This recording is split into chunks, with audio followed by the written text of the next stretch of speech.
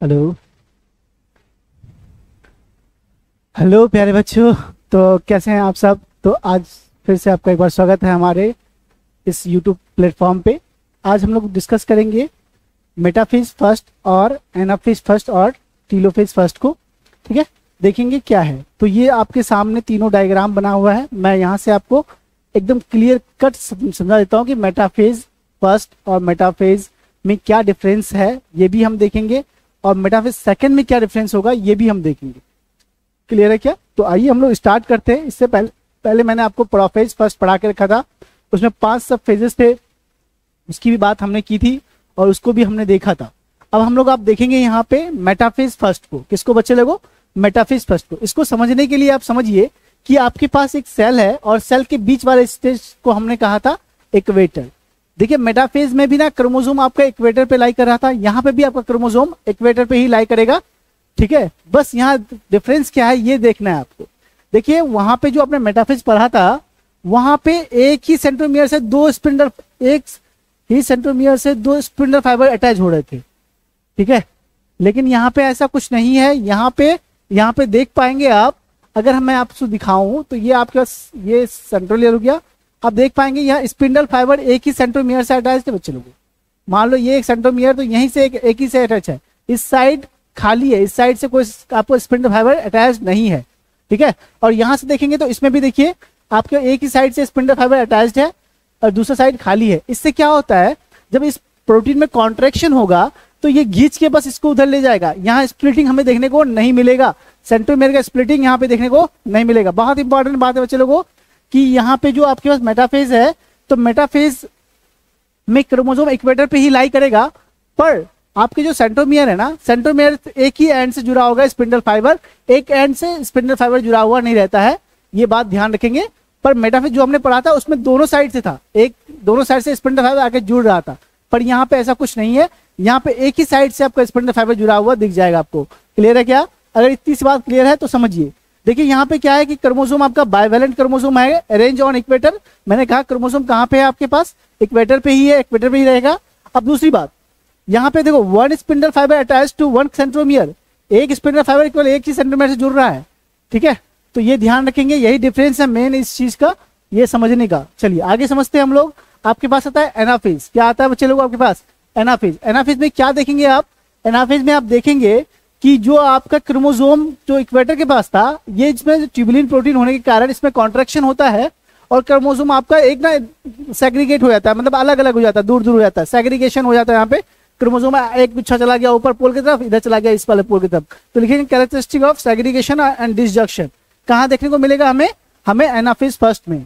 ठीक है, हाँ, यहाँ पे कांग्रेशन देखने को मिल रहा था हम लोग को, यहाँ पे सेग्रीगेशन एंड डिसजंक्शन देखने को मिलेगा। और सबसे इंपॉर्टेंट बात कि यहाँ पे सेंट्रोमियर स्प्लिट नहीं करेगा। बच्चे क्यों नहीं स्प्लिट करेगा बच्चे लोगों यहाँ पे? क्योंकि देखो मैंने अभी बताया कि सेंट्रोमियर स्प्लिट करने के लिए दोनों साइड से खींचतान होगा तब तो स्प्लिट होगा। यहाँ पे आपका स्पिंडल फाइबर जुड़ा ही एक साइड से है, इसको दूसरा अपोजिट फोर्स कोई ये नहीं है जो इसको ना मतलब फोर्स लगाए और वो टूट जाए। तो एक साइड है, इसमें कॉन्ट्रैक्शन हुआ, उठा के लेके चला गया क्या एक साइड में। क्लियर? उसके बाद क्या होता है कि लास्ट जो फेज है आपका टीलोफेज, इसमें क्या होगा, न्यूक्लियर मेम्ब्रेन, न्यूक्लियोलस सब ये रीअपेयर हो जाएंगे और आपके मियोसिस फर्स्ट होते होते खत्म होते होते आपके पास 2 सेल बनके तैयार हो जाएगा, जिसको हम लोग डायड ऑफ द सेल के नाम से जानते हैं। क्लियर है क्या? Dyad of the cell. तो मैं एक बार फिर से आपको रिकॉल कर दूं कि जो आपने मियोसिस फर्स्ट पढ़ा, इसमें प्रोफेज फर्स्ट में 5 सब फेजेस पढ़ा। उसके बाद मेटाफेज फर्स्ट में क्या होता है कि आपके क्रोमोसोम इक्वेटर पे ही रहेंगे, पर यहाँ पे डिफरेंस क्या है यहाँ पे कि एक सेंट्रोमियर से एक ही स्पिंडल फाइबर अटैच्ड है, और इसमें इस एक ही स्पिंडल फाइबर से अटैच होने के कारण इसमें एनाफेज में क्या नहीं हो पा रहा है, स्प्लिटिंग नहीं हो पा रहा है। जब स्प्लिटिंग नहीं हो रहा तो क्रोमोसोम का नंबर भी नहीं बढ़ेगा। तो यहाँ होता क्या बच्चे लोगों, यहाँ पे डिसजंक्शन देखने को मिलेगा, यहाँ पे चीजें डिसजंक्शन हो जाएगी। क्लियर? तो ये सब बातों का रखेंगे क्या आप लोग, ख्याल रखेंगे कि किसमें डिसजंक्शन हो रहा है, किसमें क्या हो रहा है। चलो उसके बाद एनाफेज में देख लिया और टीलोफेज ये खत्म होता है क्या अपने पास मियोसिस फर्स्ट खत्म होता है। अब हम लोग बात करेंगे मियोसिस सेकंड की। किसकी बात करेंगे बच्चे लोगों? Meiosis second. उससे पहले हम लोग एक छोटा सा टॉपिक है उसको डिस्कस कर लेते हैं, फिर हम लोग मियोसिस सेकंड पे जाएंगे। मैंने कहा था आपके पास कि मियोसिस में 2 चीजें होती है। सबसे पहले हम लोग और डिटेल में थोड़ा देख लेते हैं कि सबसे अच्छा किसको, और थोड़ा डिटेल में देख लेते हैं।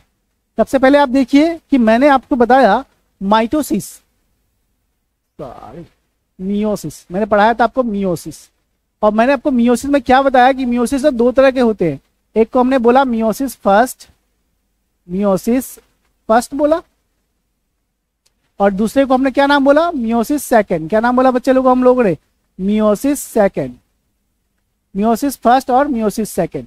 अब देखो, एक बार मियोसिस फर्स्ट हुआ फिर मियोसिस सेकंड होगा, इसके बीच में ना गैप हो जाता है। ठीक, गैप हो गया मियोसिस फर्स्ट और मियोसिस सेकंड के बीच में, तो इस गैप को हम लोग बोलते हैं इंटरकाइनेसिस। क्या बोलेंगे बच्चे लोगों इसको हम लोग, इंटरकाइनेसिस। काइनेसिस ये आपके पास इंटरफेस के तरह ही होता है। ठीक है, जैसे हमने आपको माइटोटिक डिवीजन में, सॉरी ये माइटोसिस में पढ़ाया था कि इंटरफेस, उसी तरह यहाँ पे क्या है आपका इंटरकाइनेसिस है। ये बात का ध्यान रखेंगे। क्या होता है इंटरकाइनेसिस? इंटरकाइनेसिस का मतलब है आपके पास कि गैप बिटवीन, क्या रे बच्चे लोगों, गैप बिटवीन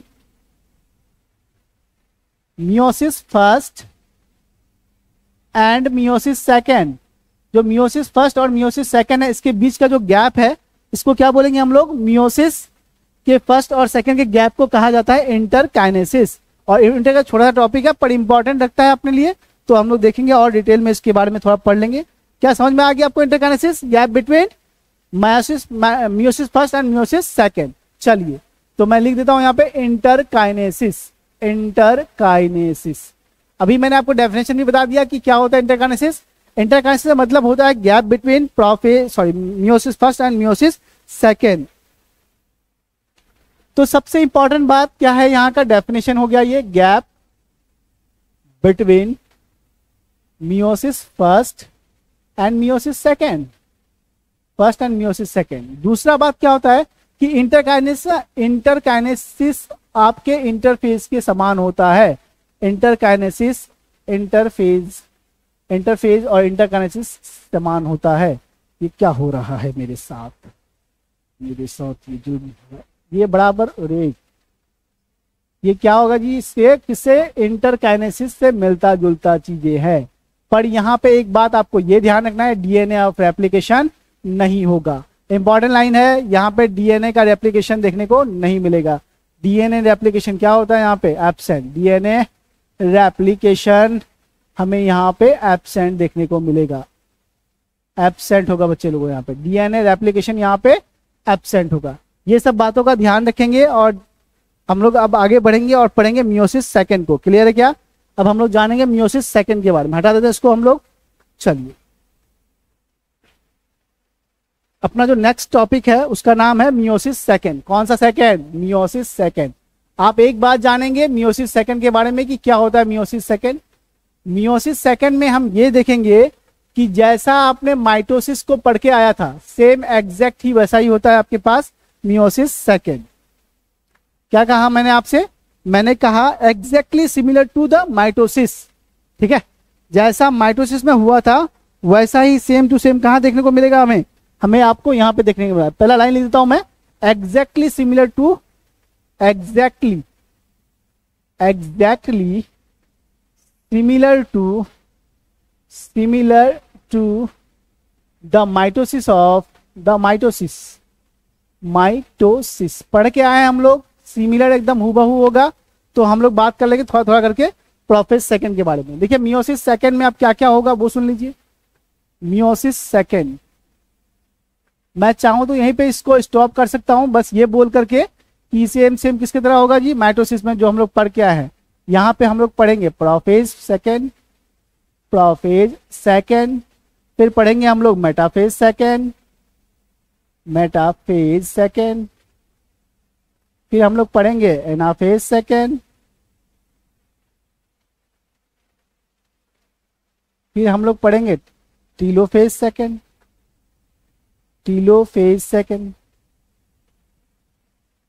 कहने का क्या मतलब है, सबको पढ़ेंगे, डिटेल में नहीं पढ़ेंगे क्योंकि हमने पढ़ा के लाया आपको। कहां से? मैंने आपको पढ़ा के लाया था वो माइटोसिस। एग्जैक्टली सिमिलर होता है।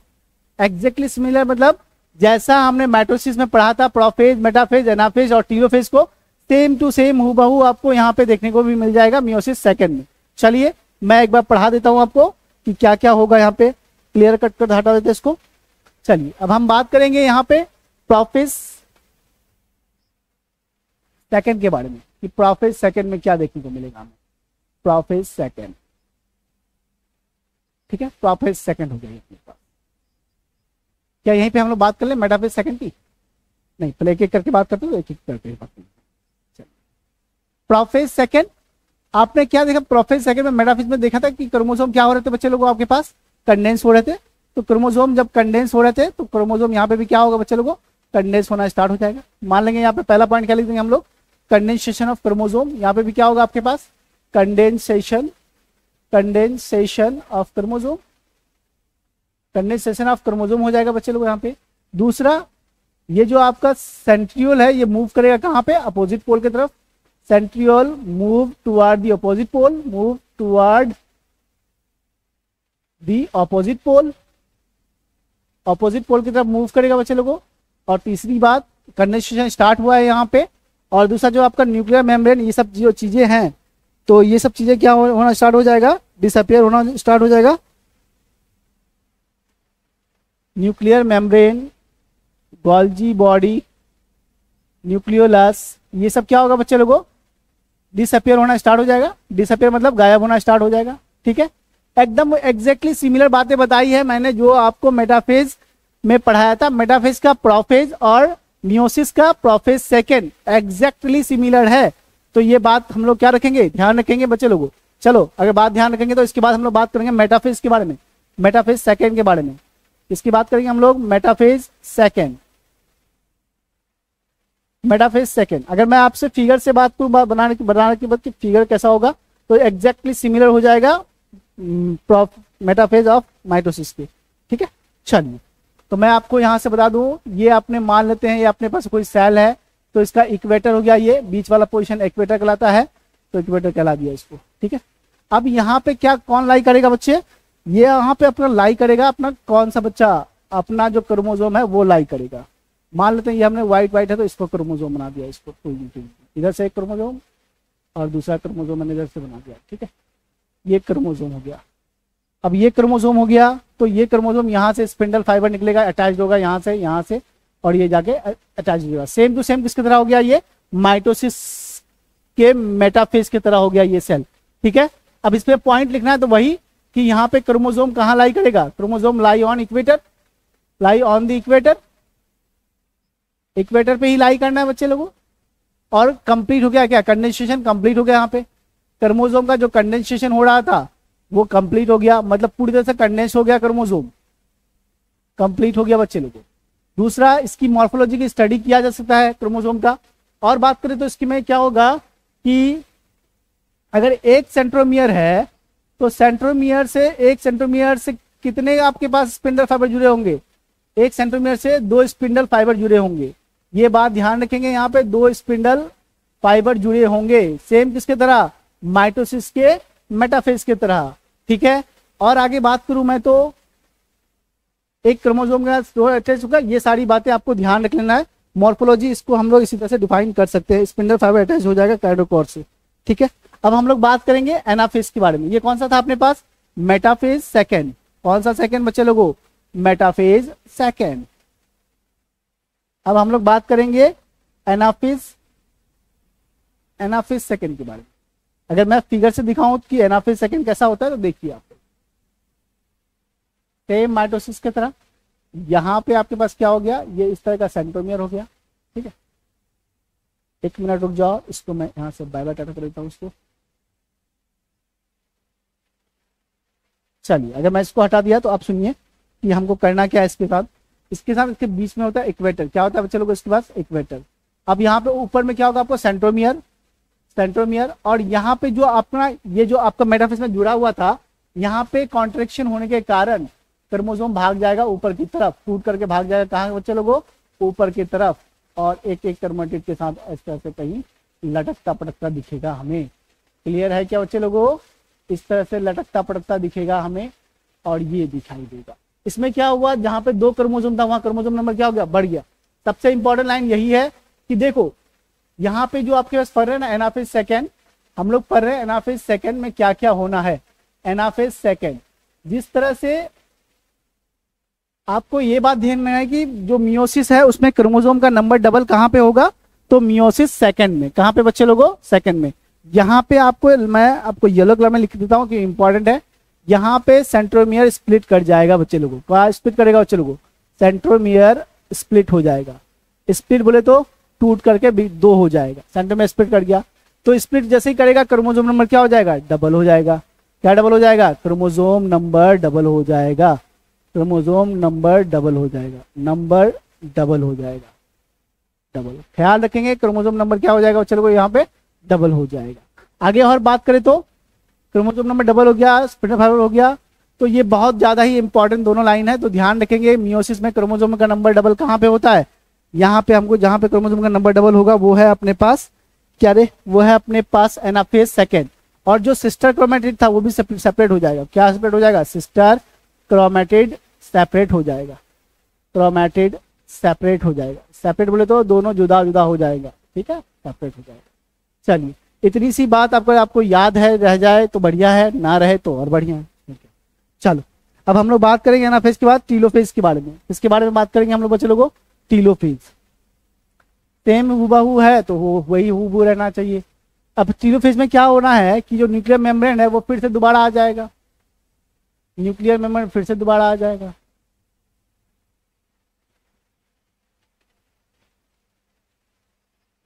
दोबारा आ गया, ठीक है, दोबारा आ गया। उसके बाद जो क्रोमोसोम था वो दोबारा ही आपको दिखाई देगा। तो इस तरह तो यह है आपके पास टीलोफेज। क्या है बच्चे लोगों, टीलोफेज सेकेंड है। ये क्या है बच्चे लोगों, ये टीलोफेज सेकेंड।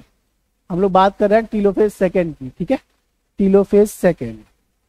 क्या देखने को मिलेगा यहाँ पे, हमें यहाँ पे ये देखने को मिलेगा कि जो आपके पास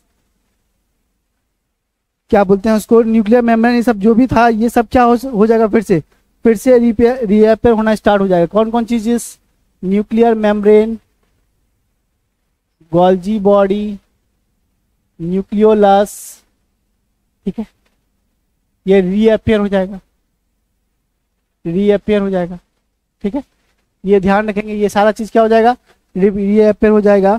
और दूसरी बात ये क्या है, फाइनल स्टेज भी है। तो उसके बाद यहाँ पे हम देखेंगे ना, इसके बाद क्या होता है कि 4 सेल्स फॉर्म हो जाएंगे, फॉर्म होंगे इसमें, इसलिए इसको टेट्राड कंडीशन कहते हैं। कौन सा कंडीशन कहेंगे इसको, टेट्राड कंडीशन कह देते हैं। मियोसिस फर्स्ट के बाद डायड कंडीशन हुआ था, अब यहाँ पे क्या हो जाएगा, टेट्राड कंडीशन, क्योंकि 4 सेल बन जाएंगे तो टेट्राड कंडीशन कहलाएगा। चलिए अगर ये जान गए तो टेट्राड कंडीशन। अब हम लोग बात करेंगे सिग्निफिकेंस ऑफ मियोसिस। किसकी बात करेंगे बच्चे लोगों, सिग्निफिकेंस ऑफ मियोसिस। ध्यान रखेंगे टॉपिक का नाम है significance of meiosis, significance of meiosis, significance of meiosis. क्या मतलब हुआ वो सुनिए कि सिग्निफिकेंस क्या क्या कहता है मियोसिस, क्या हमारे लिए फायदेमंद है, इसकी बात करेंगे। सिग्निफिकेंस से होता क्या है, देखो सबसे पहली बात ना, आपको ना क्रोमोसोम को, जो क्रोमोसोम का जो कंजर्वेशन है ना, तो स्पेसिफिक कंजर्वेशन और स्पेसिफिक क्रोमोसोम, पहला काम क्या हो जाएगा इसका, conservation, conservation of specific chromosome, condensation of specific chromosome, पहला वाला इसका तो यही है। दूसरा, अब ये समझिए स्पेसिफिक क्रोमोसोम का मतलब क्या, देखो जैसे ना मान लेते हैं कि हमारे पास ये 46 के साथ था, जैसे ही मियोसिस होगा इसमें क्रोमोसोम नंबर आधा हो जाएगा, घट करके 23 हो जाएगा। फिर ठीक है, इधर से 4 सेल बनेगा, फिर इसमें भी क्या होगा बच्चे लोगों, 23 ही होगा। इधर भी 23 और इधर भी 23 और आपका इधर भी 23 और आपका इधर भी 23, सब 23 हो जाएगा। जब आपका ये 23 कर दिया तो मान लेते हैं ये मेल का स्पर्म है, क्या है बच्चे लोगों, ये मान लेते हैं स्पर्म सेल है। तो इसी तरह फीमेल का भी स्पर्म सेल बना होगा, तो मेल का स्पर्म के पास भी 23 और फीमेल के ओवम के पास भी 23। अब ये दोनों जब मिलेंगे तो फिर क्या हो जाएगा, 46।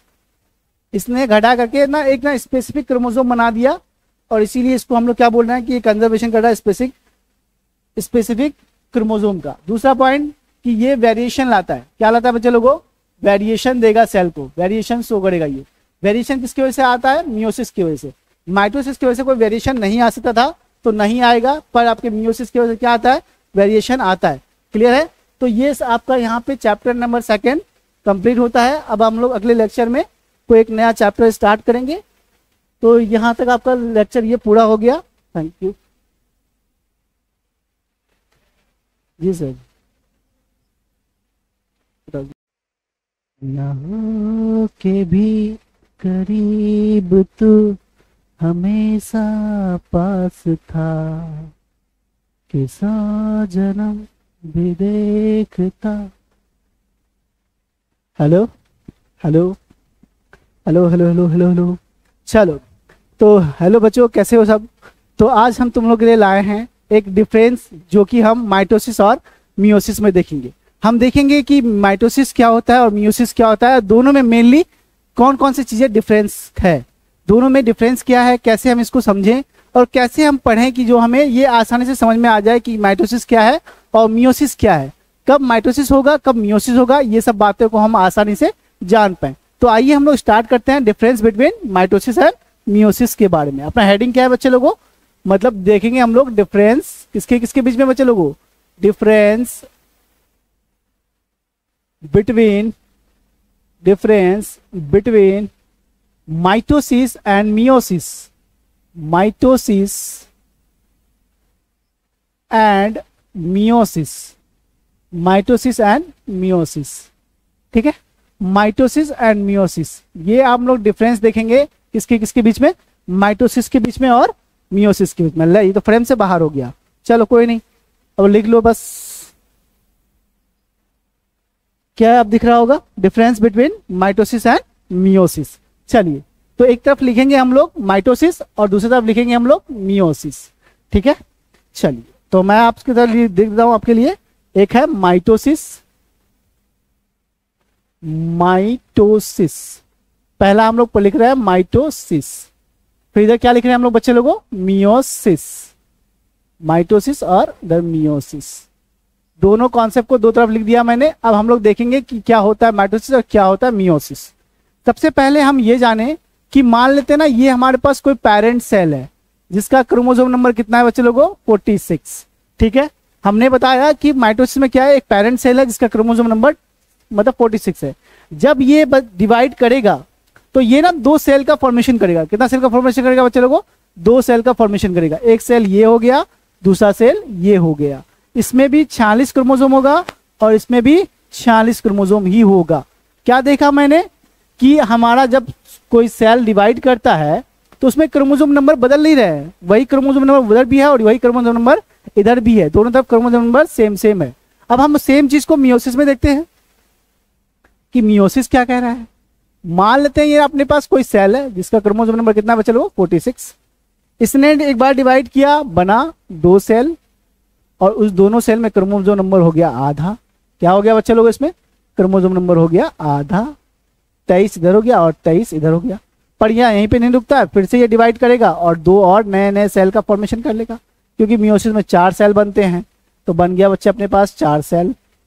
ठीक है, बना दिया मैंने 4 सेल। इधर भी क्या होगा आपके पास 23, इधर भी क्या होगा आपके पास 23, इधर भी क्या होगा आपके पास 23 और इधर भी क्या होगा आपके पास 23। मतलब 23 के क्रोमोसोम के बन जाएंगे। सबसे पहले तो बेसिक सा रेफरेंस देखिए कि माइटोसिस एक बार ही होता है, एक बार सेल डिवाइड करेगा, 2 सेल बन जाएगा, माइटोसिस खत्म। लेकिन मियोसिस में ऐसी बात नहीं है। मियोसिस में एक बार डिवीजन होगा, इसको हम लोग बोलेंगे मियोसिस फर्स्ट। क्या बोलेंगे इसको बच्चे लोगों हम लोग, मियोसिस फर्स्ट। फिर दोबारा डिवीजन होगा, इसको कह देंगे मियोसिस सेकेंड। अब यहाँ देखो, यहाँ पे क्रोमोसोम का नंबर नहीं बदल रहा, इसीलिए इसको हम लोग बोलते हैं इक्वेशनल डिवीजन। कौन सा डिवीजन, इक्वेशनल डिवीजन। क्यों बच्चे लोगों, क्योंकि यहाँ क्रोमोसोम का नंबर नहीं बदल रहा, नहीं बदल रहा, नहीं बदल रहा। इधर देखो 46 से 23 हो गया, इसीलिए इसको हम लोग क्या बोल देंगे, रिडक्शनल डिवीजन। क्या बोलेंगे इसको बच्चे लोगों हम लोग, रिडक्शनल डिवीजन। मतलब यहाँ पे क्रोमोसोम का नंबर क्या हो जाएगा, आधा हो जाएगा। ठीक है, आधा हो जाएगा, इसीलिए इसको हम लोग रिडक्शनल डिवीजन के नाम से जान सकते हैं। क्लियर है क्या। तो ये बेसिक सा डिफरेंस था आपके पास माइटोसिस और मियोसिस के बारे में। माइटोसिस में एक बार डिवीजन 2 सेल, मियोसिस में एक बार डिवीजन टोटल 4 सेल। ये सेल जो होंगे आपस में सिमिलर होंगे और ये सेल आपस में सिमिलर नहीं होंगे, यहाँ पे वेरिएशन दिखाई देगा। चलिए इन्हीं सब बातों को हम लोग लिख लेते हैं एक एक करके। अपने फिगर देख लिया, अब देखिए पहला पॉइंट माइटोसिस में देखते हैं हम लोग। देखिए माइटोसिस क्या होता है ना, ये होता है it occur in somatic cell, it occurs in somatic cell, हमारे जो सोमैटिक सेल होते हैं बॉडी में, उन सेलों में हमें क्या देखने को मिलेगा, माइटोसिस। और इधर मियोसिस में अगर हम देखें तो मियोसिस ये रिप्रोडक्टिव सेल में होता है। किसमें होगा बच्चे लोगों, ये रिप्रोडक्टिव सेल्स में। रिप्रोडक्टिव सेल बोले तो स्पर्म और ओवम की बात कर रहे हैं हम लोग, रिप्रोडक्टिव सेल में देखने को मिलेगा, पहला डिफरेंस। और दूसरा डिफरेंस की बात करूं मैं तो ये ना इक्वेशनल डिवीजन कहलाता है। क्या कहलाएगा, ये इक्वेशनल डिवीजन कहलाता है, इक्वेशनल डिवीजन कहलाता है। ठीक है, दूसरा डिवीजन क्या है, इक्वेशनल डिवीजन, क्योंकि यहाँ पे क्रोमोसोम नंबर चेंज नहीं होगा। और यहां अगर हम बात करें तो ये रिडक्शनल डिवीजन कहलाएगा। क्यों, क्योंकि यहाँ पे क्रोमोसोम नंबर आधा हो जाएगा, रिडक्शनल डिवीजन कहलाएगा ये। क्लियर।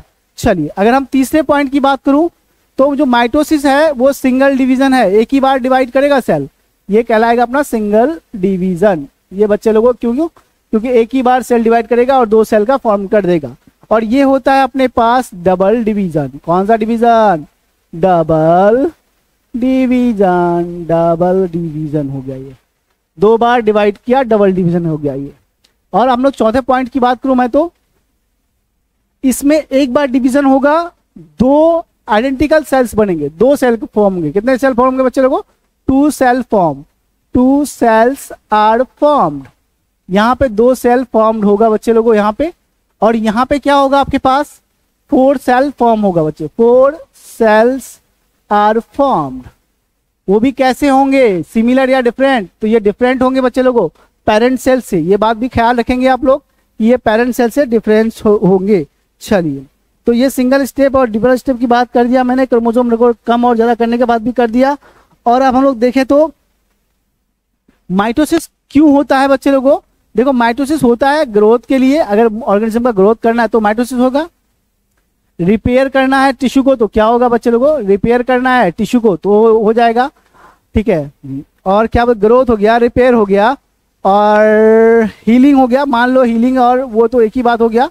मान लेते आपका कहीं कुछ कट उठ गया है तो भी आपको वहां पे क्या देखने को मिल जाएगा, माइटोसिस देखने को मिल जाएगा। और इधर मैं बात करूं पांचवें पे तो ये फॉर्म करेगा, ये किसके लिए, ये फॉर्म करता है स्पर्म और ओवम का, मतलब गैमेट्स का, स्पर्म एंड ओवम का फॉर्मेशन यही इसी के थ्रू, इसी प्रोसेस के थ्रू हमें देखने को मिल जाएगा। क्लियर है क्या। अगर हम ये जान गए हैं तो दूसरी बात यहाँ पे ये मियोसिस में इसमें क्रोमोसोम नंबर भी सेम रहेगा, इसमें डिफरेंट हो जाएगा क्रोमोसोम नंबर। ये सारी बातें एक बार देख लीजिए फिर से स्लाइड ऑन में कि क्या है माइटोसिस और क्या है मियोसिस। देखिए माइटोसिस दिख रहा है आपको, एक बार ये फिगर देखिए आप लोग क्लियर कट कि यहाँ पे 2 सेल बना है, आइडेंटिकल बना है, यहाँ पे 4 सेल बना है जो कि डिफरेंट भी है, शो हो रहा है। उसके बाद आगे बात करूँ तो मैं सारा डिफरेंस लिखा हुआ है नीचे, कौन क्या शो करेगा वो देख लीजिए आप लोग। ठीक है, तो इससे आप ना क्लियर कट समझ सकते हैं कि कब क्या होगा। तो एक बार फिर से सुन लीजिए आप लोग, हमारे शरीर के सेल को किसी को भी डिवाइड करना होगा तो वो सेल क्या करेगा, वो सेल माइटोसिस करेगा।